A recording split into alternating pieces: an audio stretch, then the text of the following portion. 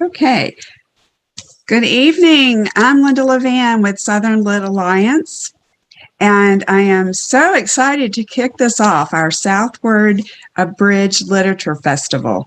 We have been waiting a while, but we are kicking it off. I hope everybody has got their barbecue tonight because John Shelton Reed is here with us to kick this thing off to tell us all about barbecue, about his work, really telling us all about the South.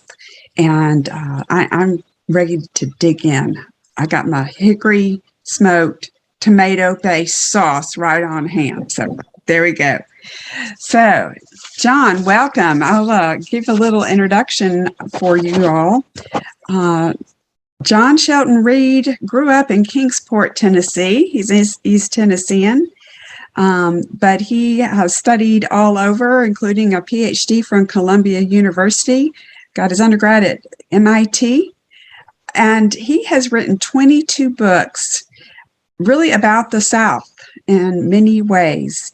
And he's appeared in periodicals such as Science and Victorian Studies to Southern Living. He's written a country song, probably about barbecue, right? No, it's about domestic violence. All right, great. Well, he has really achieved a great amount during his career. He's been a Guggenheim Fellow. He's been a Fellow of the Center of Advanced Study in Behavioral Science, lectured all over at colleges and universities throughout the U.S. as a Fulbright Distinguished Lecturer. He taught for years at the University of North Carolina at Chapel Hill, retiring in 2000. He was the William Rand Keenan Jr. Professor of Sociology there and the director of the Howard Odum Institute for Research and Social Science. And also while he was there, he helped found the Center for the Study of American South and the Quarterly Southern Cultures. So he has a lot of knowledge about the South and what all we have to offer down here, how rich our culture is. So, John, tell us all about your book on barbecue. Okay, Linda, thank you very much. Let me get my screen sharing going here. There we go. Yeah, by the way, I spoke too soon. I have written a country song about barbecue. It just hasn't been recorded. The one that's been recorded was called My Tears Spoiled My Aim. But I've written one recently called Cobwebs on the Woodpile. It's about gas-cooked barbecue, quotes. Anyway, yes, I'm here to talk about this book of mine, which came out last summer from the University of Tennessee Press. And I hated the cover. I don't know if it's widely known. Authors don't get to pick their covers. The publisher does that. I really didn't like it. I said, you know, that's too dainty. I mean, I don't use towelettes. I lick my fingers, but they insisted. And actually, I've had enough people say they like the cover that I'm starting to come around. I may change my mind. I'm in the process of changing my mind. Well, as you said, as you pointed out, I'm in East Tennessee, and I'm from Kingsport, grew up there. I know a lot of the people watching this are from Chattanooga, so I'll add that when I was in high school, our big football rivals were the Purple Pounders of Chattanooga Central, who were mean boys in those days. They beat up our band. I still remember that.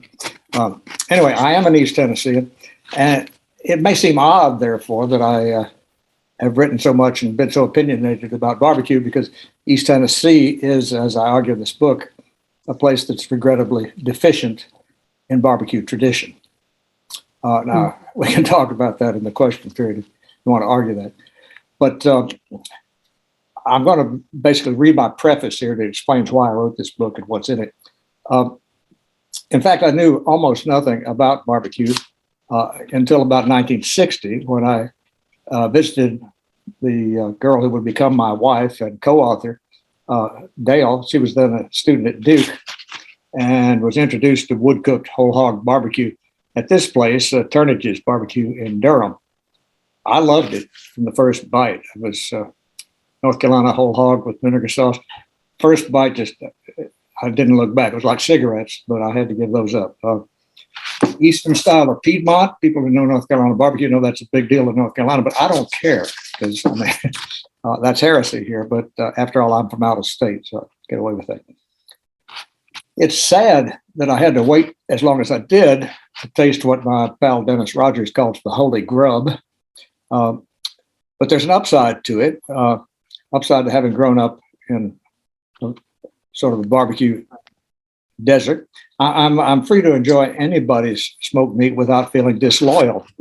My career took me all over the South, went to Kentucky, to Alabama, South Carolina, to Kansas City. Everywhere I made a point of eating the local barbecue. I've eaten at all four of these places and many others. Almost everywhere I ate it, I enjoyed it.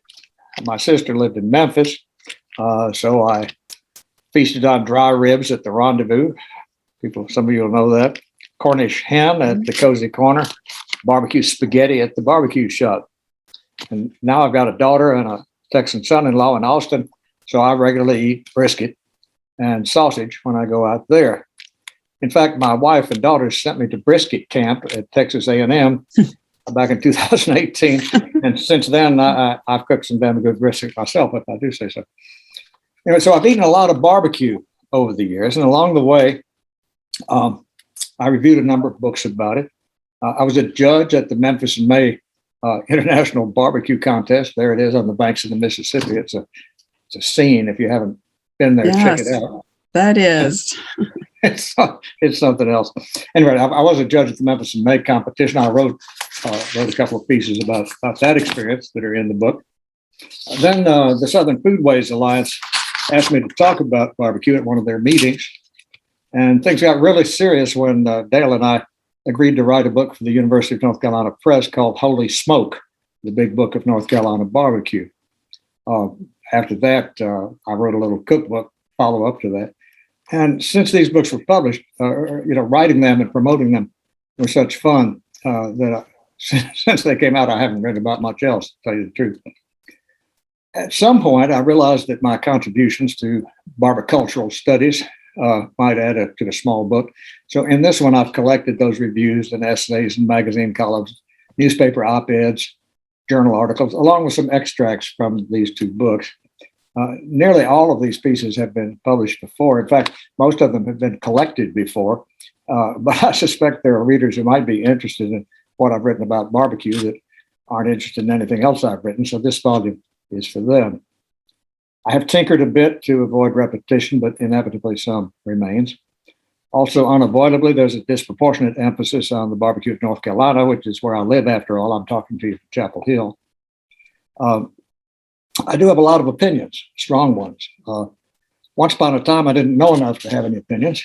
In fact, I actually wrote one time that I'd never met a smoked hog I didn't like, but I have now. You don't have to agree with my opinions. People often disagree when it comes to barbecue, but I do hope you'll find something here to think about. I love this sign with the bullet holes in it. People disagree about barbecue sometimes strenuously. I thought what I'd do this evening is read some extracts from the book, and I've made some slides here to go with them so you don't have to look at me all the time. I'm going to start with a fairly lengthy one. Let me get back to, get back to screen sharing here.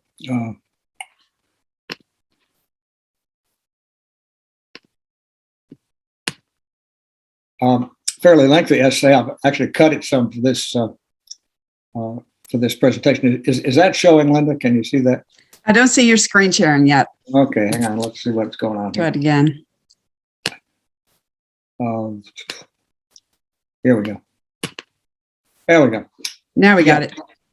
What can Dwight McDonald tell us about barbecue? Some of the older folks around may recognize Dwight McDonald. He was the editor of the Partisan Review for many years, distinguished literary critic, movie critic. You don't have to know who he was to appreciate this. I hope you don't have to know who he was to appreciate this essay. 50 or 60 years ago, I'm reading now, 50 or 60 years ago, it was easy to describe a typical barbecue place. At its simplest, it was a working man's joint that probably sold beer, like those in the upper corner here. At its fanciest, it was the kind of place that attracts the after church crowd, if it was open on Sunday, which many aren't. Often it was just the 19th century community barbecue brought indoors. All kinds of people gathered to eat barbecue together. Different communities had different traditions. Hang on. Ooh. Yeah. These are particular kinds of barbecue. Real barbecue nuts will know where each of these dishes comes from. It's very localized, but different communities had different traditions. Whole hog in eastern North Carolina, for instance, mustard sauce in parts of South Carolina. But those traditions dictated what meats to cook and how to cook them. Barbecue traditions even became markers of local identity, as the endless controversy between Piedmont, North Carolina, where they put tomato in the sauce, and eastern North Carolina, where they don't, as that controversy illustrates. This vernacular form of barbecue we can call folk barbecue, and like other aspects of folk culture, it's tied to particular places. It's slow to change. It's inherited by communities, not created by individuals. Barbecue cooks have been esteemed for their skill and not their originality. Dino Allen of Dino's Barbecue in Moxville, North Carolina, once said, "People ask me why I do things this way, and I say it's because everybody else always did it." Now, the folk barbecue place may be an endangered species. In a recent article, Kathleen Purvis lamented the closing of many of these places in North Carolina and observed that it's tough to make a living off a $4 chopped pork sandwich, especially if you have to chop down trees to do it. For now, though, plenty of old-time barbecue places can still be found. Hundreds of barbecue cooks across the South labor long and hard to serve the barbecue of their people at a price that all can afford. Incidentally, I love this slide. Please note where those pictures are from. I've been to 4 of the 6. But this barbecue that's got a folk barbecue is no longer the only game in Barbecue Town. Dwight McDonald, as I mentioned earlier, he wrote about folk culture, and he also wrote about high culture and popular culture. And I suggest in this essay there are now corresponding kinds of barbecue. Lately, we've seen the rise of, there's Dwight McDonald in his book. I need to keep changing slides. I kind of forget it. Lately, we've seen the rise of what could be called Oats barbecue, Haute barbecue. Sounds only marginally less silly than high barbecue, but it does allow easy puns like haute cuisine. Anyway, oat barbecue differs from folk barbecue in the same ways that high culture differs from folk culture generally. Folk culture is passed on by tradition and tied to locality. The oat variety is produced by individual chefs, and that word is used without irony, who feel free to put their own stamp on what they cook. High culture is also produced for elite audiences, usually urban and often international. And just so, Kathleen Purvis observes, instead of small towns and country crossroads, the new barbecue temples are in cities where they can draw more customers, both locals and visitors who don't blanch at a $10 sandwich or a $16 mixed meat plate. That meat is likely to be locally sourced and pasture raised, and it's cooked with wood or wood coals. But beyond that, oat barbecue can take different forms. Tradition may be only a starting point, if it's even that. Some oat barbecue chefs are what we could call neo-traditionalists. These are fundamentalists who cook locally traditional meats in traditional ways, but they aim to do it perfectly. Austin, Texas's Aaron Franklin, who won a James Beard Award for his brisket in 2015, epitomizes the type. Now, side dishes and desserts may be innovative as they are at the Beast in Paris. Love this menu. I hope you can read the descriptions of what we've got here. The Beast in Paris, the French one that is, but the barbecue itself scrupulously adheres to tradition. Thomas Abramovitz at the Beast says, "I think the sides can be and deserve to be adapted a little to suit the French palate, but he says I won't compromise on the meat. His barbecue is the genuine Central Texas stuff he learned to cook by apprenticing himself to a pitmaster in Taylor, Texas." As Abramovitz demonstrates, one can be a neo-traditionalist in a place that has no tradition simply by importing a tradition from somewhere else. Others do the same. Buxton Hall in Asheville, North Carolina, for instance, cooks whole hogs, Eastern North Carolina style, even though it's 200 miles west of Raleigh. Chef Michael Simon takes a different approach. His hometown of Cleveland, Ohio, has no barbecue tradition really either, but he set out to give it one. At Mabel's Barbecue, he now serves his Cleveland-style barbecue using a local mustard, seasoning with Eastern European spices, and cooking with local fruit wood. Now, just as classical music can incorporate themes from Negro spirituals or Hungarian folk dances, Oat Barbecue can take local traditions and adapt them, sometimes by blending them with other traditions. Latin or Asian influences are most common here. In Austin, Texas, for example, Valentina's Tex-Mex Barbecue offers classic Central Texas chopped brisket in a taco with sea salt, lime guacamole, and tomato serrano salsa. And it's delicious, by the way. I've eaten it. In Atlanta, I've also eaten at the Heirloom Market, which honors the Korean heritage of one of its owners by cooking ribs and pulled pork, marinated in gochujang in a Texas smoker, and served with kimchi, slaw, and collard greens in miso. Now, all of these places stand in some relation to various folk barbecue traditions. But when a Florida newspaper headlines an article, "New chef-inspired barbecue restaurant opens," it's a different matter. Here we are in the presence of barbecue Protestantism, with an emphasis not on the traditional liturgy, but on the barbecue equivalent of sermon and extemporaneous prayer. At these places, you're in the hands of the preacher. Floating free of any recognizable tradition, they may cook strange cuts or exotic meats or even vegetables. They put coffee or pureed blueberries in their sauces. And in general, they try to present their customers with exciting new experiences. Creativity is expected and rewarded. Examples are legion, found worldwide, and there are new ones every week.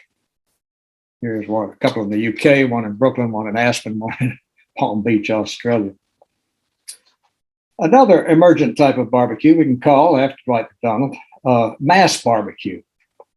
Like mass culture generally, it's market-driven, shaped to maximize demand, and it changes when the market changes. The logic of mass culture is that it should be the same everywhere. So it's not surprising that mass barbecue establishments are often chain restaurants, standardized and insensitive to place. Most mass barbecue establishments seek the broadest possible market by offering what I call an international house of barbecue approach, a menu that mixes and matches all kinds of meats with a variety of sauces. And have it your way at one of these places. This, what Hannah Raskin calls this a polyamorous style. It's actually native to Kansas City, which is a Johnny come lately in the barbecue world that seems to be taking over. It's no accident that this is the kind of barbecue that is smoked in competitions and most often seen on television. Kansas City Barbecue Society, these are some of the big competitions. There's Memphis in May up in the upper left, the American Royal in Kansas City in the central, KCBS World Invitational also in Kansas City. KCBS is a big deal in the barbecue world, certainly in the barbecue competition world. They're the major sponsored barbecue competitions nationwide, and their rules require that competitors, wherever they may be, cook pork butt and ribs, beef brisket, and chicken. Kansas City style sauces are not required, but they always win. Let me digress a minute to talk about competitions. This is a big deal. I mean, this is something that come along and just in this century, really. But today, there are hundreds of competitions in which thousands of competitors compete for millions of dollars in prize money. And it's all over television, if you may have noticed. There's some of the competitions. I just went on the web and picked a few. And here are some more.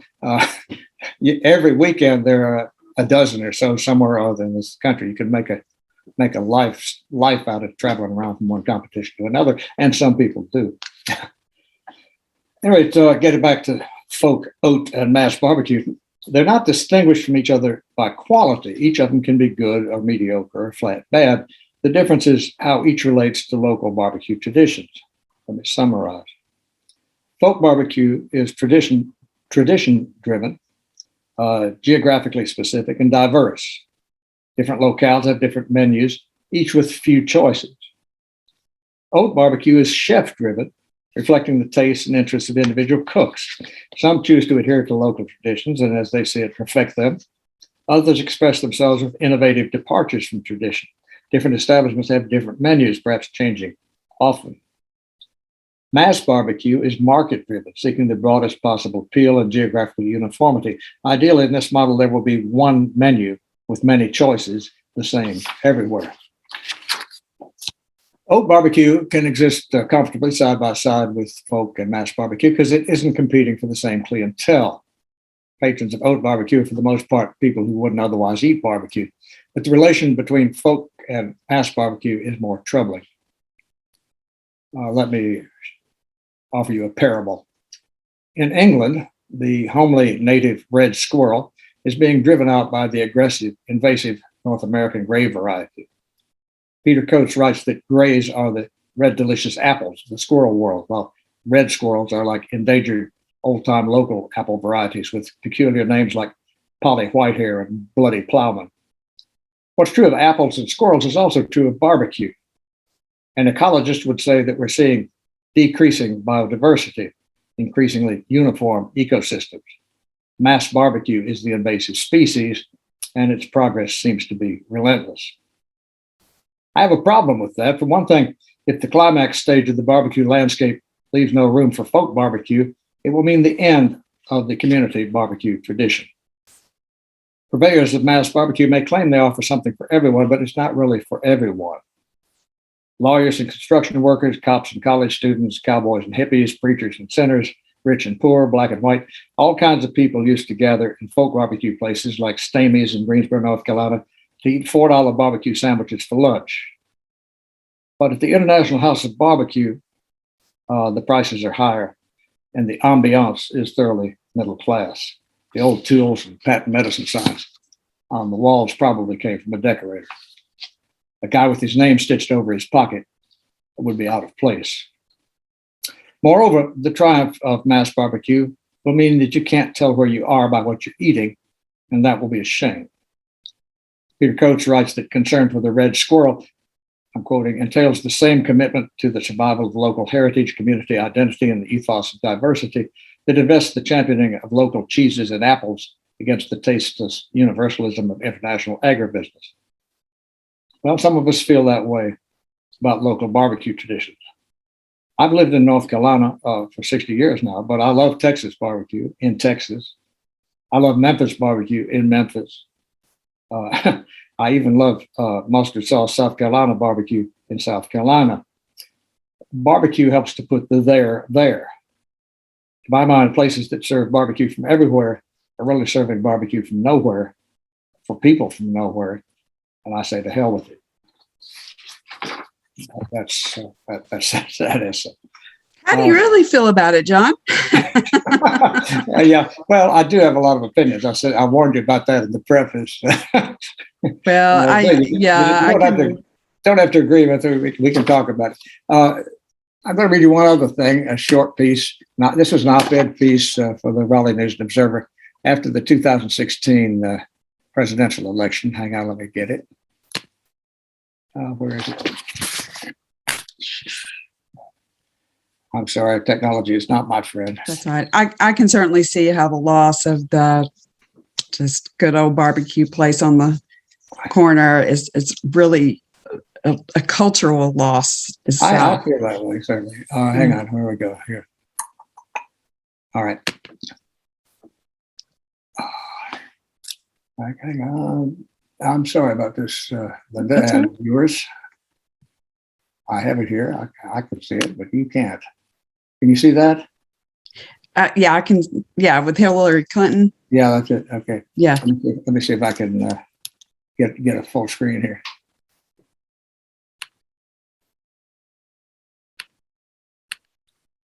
All right, here we go. Barbecue in the 2016 election, or how Hillary got smoked in North Carolina.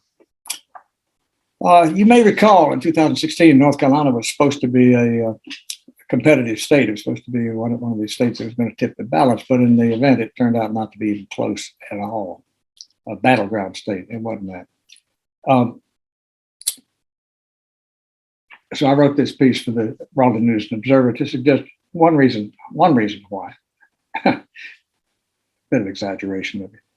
Anyway, apparently national Democrats have heard that barbecue is a big deal in North Carolina because when they come to our state, they always make a point of eating it, but they usually get it wrong. In 2000, for example, Al Gore knew enough to stop by a big political barbecue. But a friend of mine who was on the campaign bus says that when Gore got off the bus, he put his suit jacket on. Just so, when Michelle Obama announced that the 2012 Democratic convention would be held in Charlotte, she listed Great Barbecue as one of that city's attractions. But actually, Charlotte is an exception to the North Carolina rule. The Charlotte Observer, not usually averse to boosterism, published an editorial headline, Charlotte's Great Barbecue, Charlotte equals Great Barbecue. Who knew? In 2016, Mrs. Clinton continued this tradition of barbacultural cluelessness. It would have been so easy for her to visit, say, Wilbur's Barbecue in Goldsboro. It's an old-timey place in eastern North Carolina. The owner, Wilbur Shirley, one of the last Yellow Dog Democrats. This is a man who has a picture of FDR on the wall of his restaurant. And there's a photograph on the web of him holding a Barack Obama bobblehead, that's it in the upper left there. It says, showing the president around the smokehouse. Wilbur had to settle for the bobblehead because the real Obama never actually came to his place. The president prefers a place in Asheville. He was president when I wrote this. President Obama, former President Obama, prefers a place in Asheville that serves ribs with blueberry chipotle sauce. Now, he probably does like ribs. He's from Chicago, after all.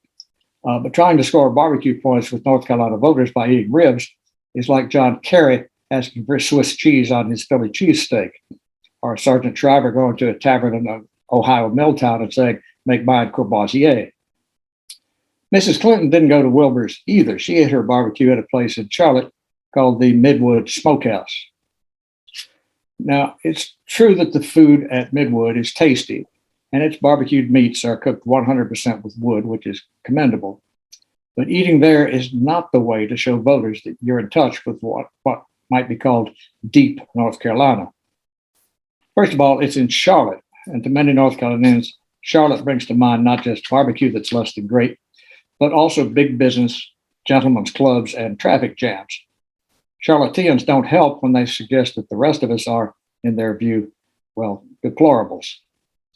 One Charlotte Observer reader wrote, for instance, Charlotte has always suffered from an image problem. It will only change when people separate North Carolina and Charlotte in their minds. When Mayor Eddie Knox lost the 1984 Democratic gubernatorial primary, he may have been right to blame the Mecklenburg County thing. So for starters, Hillary ate her barbecue in the wrong town.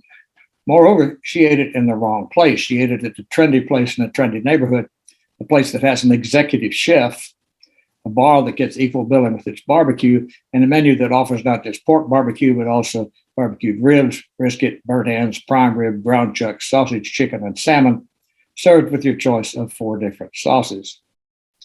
You often find this pick your meat, pick your sauce International House of Barbecue approach in places like Charlotte that are full of newcomers from many different barbecue traditions or none, but it's not the Tar Heel way. The One True Faith North Carolina tradition is exemplified by the Skylight Inn in Ayton. By the way, has a Capitol dome on the top of it, because somebody once called it the capital of barbecues. Pete Jones put a dome on the top of his place. Sam Jones, his grandson, says, when you come here, it's not what you want, it's how much of it. For all the political good it did her, Mrs. Clinton could have skipped the smoked meat altogether and gone to a tapas bar. I'm sure that Donald Trump knows as little about North Carolina barbecue as Hillary does, but he got better advice. Somebody sent him to Stamey's in Greensboro, a venerable place that advertises its old-fashioned barbecue. Somebody even told him to order chopped barbecue, sweet tea, hush puppies, slaw, and cherry cobbler. He came away with a photograph widely circulated that showed him posing with the restaurant staff, a fine, smiling cross-section of North Carolina working people, pretty much the kind of folks who turned out on election day to put him over the top. I'm not saying Hillary could have won by eating at Stamey's, but would it have hurt? Anyway, that's a couple of selections from the book and the preface. And if you have questions about what else is in it, I'd be glad to answer them. But Linda, why don't we take some questions? Have I talked long enough? Yes, sir. So if you will put your question in the Q&A box for us, then we are happy to read it and let John answer it. While you're doing that, I'll get started with a few. Um, I was really interested in when I was reading your book how it was called elevated barbecue. Oh, yeah. And it's almost like outside of the South, they're taking it and thinking, oh, it's Southern, it's not good enough. So we'll make it proper and elevated. Is that how you sort of see it when you're doing that? That's one of the essays that I'm trying to get rid of sharing my screen. I'm going to try to turn it off. Anyway, that's one of the essays that I wrote for this book. It hadn't been published before. And that phrase, elevated barbecue, annoyed me for reasons that I couldn't quite put my finger on, but I started to see it more and more. So I went on the web. You can find these things. It kind of came along, I forget, early teens, 2012, 2013 was the first instance I could find. And it was 2 or 3 references that year. But 3 or 4 years later, it was everywhere. And I'll talk about it. and it meant many different things. Some cases it just meant you got an elegant setting to eat it in. Other cases, it means you've got really good quality ingredients. Other places, it means the chef has put blueberries in the sauce. Or, it means a lot of different things.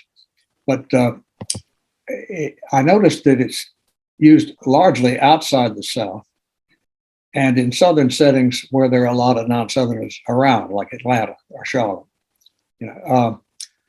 And I think that phrase "elevated barbecue" is doing some cultural work here. It's distancing barbecue from its working class and Black African American roots. Mm-hmm.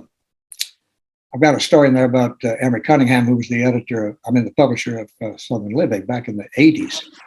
Gary Ford, his travel editor, wrote a thing about barbecue and differences as you go around the South. Cunningham didn't want to publish it. He thought that writing about barbecue, it conflicted with the high-tone brand that he thought he'd established with Southern Living. He finally published it, but only with great misgivings. And he's not the only sort of country club Southerner to think that, maybe barbecue attracts the wrong sort of people or has the wrong sort of connotations to it. Yeah. And if Southerners middle-class Southerners feel this way, but God knows what Yankees do.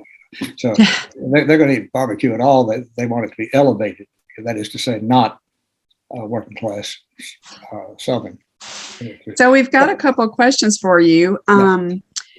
One is from Deck. He says, have you ever been to Earl Duke's Barbecue in Orangeburg, South Carolina, or maybe Cameron, South Carolina, and wanted to know where barbecue began? And you have quite a lot in your book about the history of barbecue. Can you touch just a little bit on that?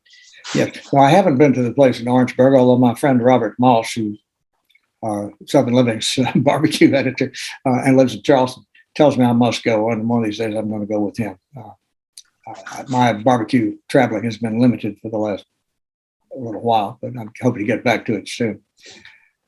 Barbecue's origins, as you say, Linda, I do have the first essay in there is actually sort of the history of pocket history of barbecue.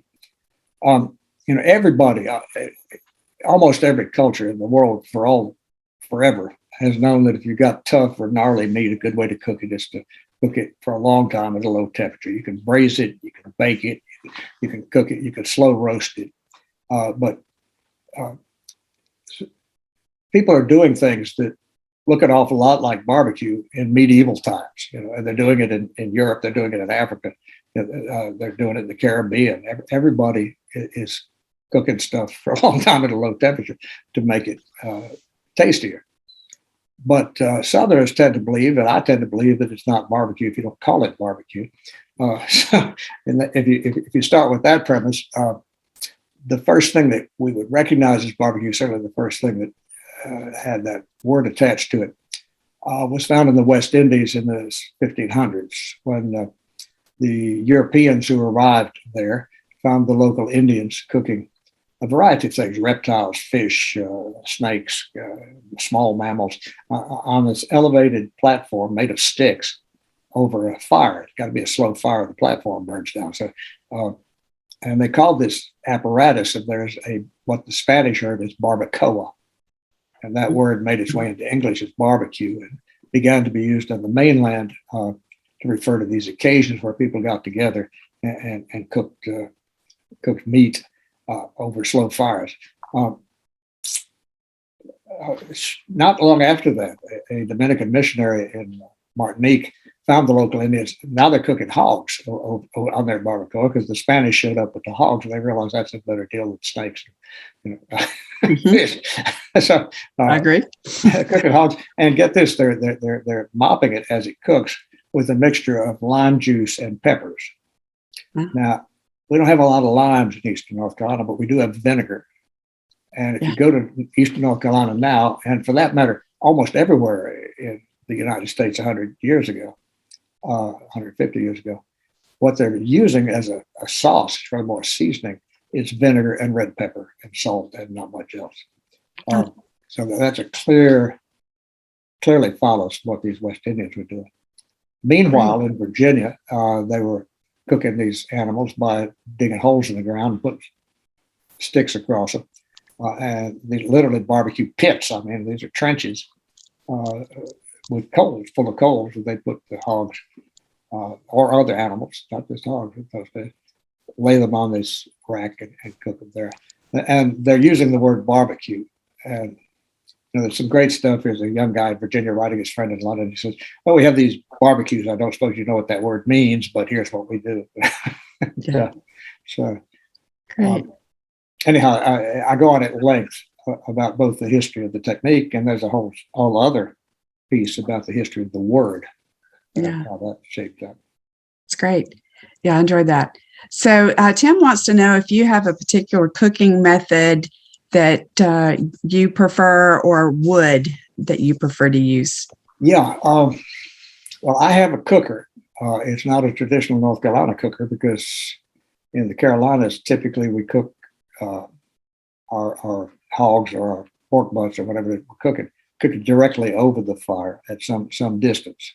Mine's an indirect heat cooker, which is the kind that's used almost universally in competitions. It's used in Texas, but you've got a fire at a separate box off to the side, and the smoke goes through the cooking chamber and comes out the chimney. So you're cooking with heat and smoke from a wood fire, but it's not. You don't get the radiant heat. You get the and I do that because it's easier to control. When you put some wood chips, I cook with charcoal. I'm not ashamed to admit. I mean, coals are coals, basically, as far as I'm concerned. But I do put wood chunks in there to get some more smoke. I think if you're not cooking with wood or wood coals, you're not really. It's not the real deal. You don't have to cook entirely with that. I've got no beef with people that use gas for ignition or temperature control. There's various hybrid cookers that people use. That's fine. But I really honor the people who do it the old-fashioned way, which is entirely with wood. And in fact, a friend of mine and I started something called the Campaign for Real Barbecue, and there's some stuff in this book about that. What type of wood do you think? As long as you're using hardwood, you don't want to use pine or your stuff winds up tasting like turpentine. Almost any hardwood is fine with me. Mesquite is a strong flavor, and even in Texas, they use it sparingly.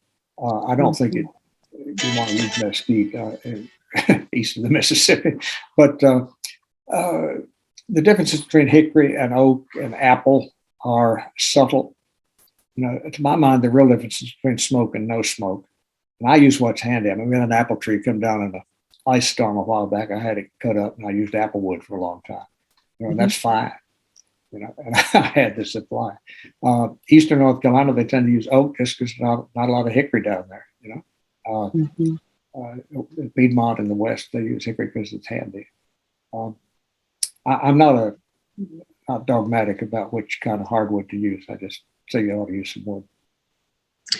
Well, our friend Leslie, her and her husband are Yankees. They're from Pittsburgh.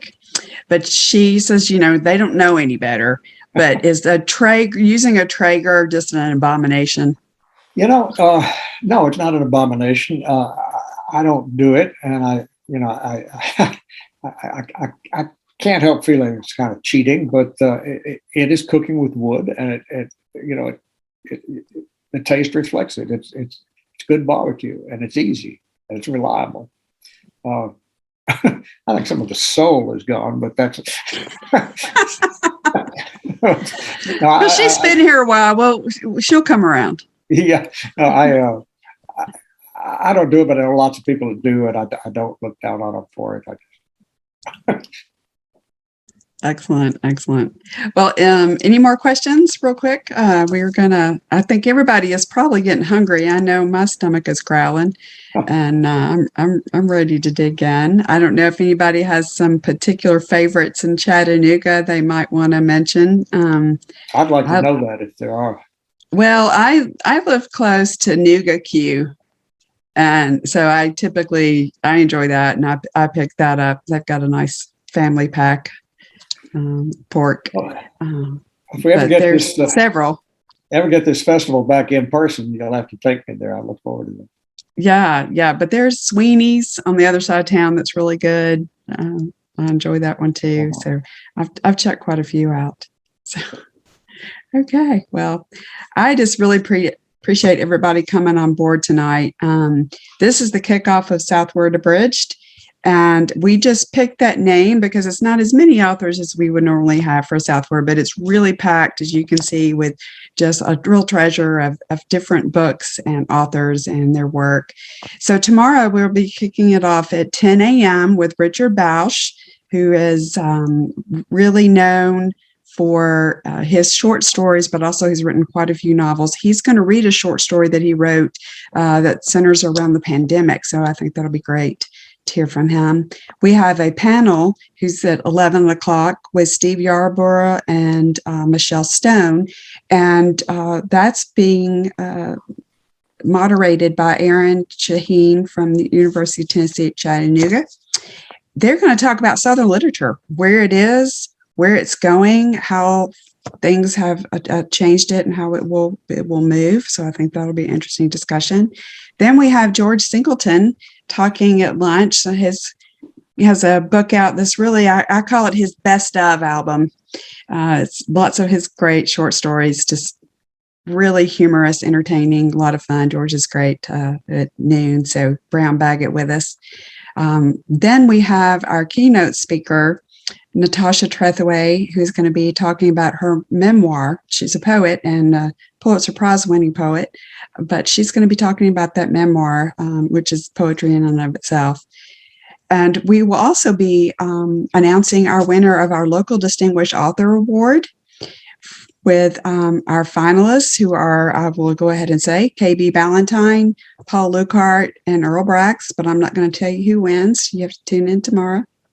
And we will end with a panel discussion on getting published. So many people call and ask me questions about that all the time. So we have Daniel Wallace and George Singleton and our local UTC professor, Karen Babine, who are going to discuss getting published and give their tips. So if you're a writer, definitely want to be on for that.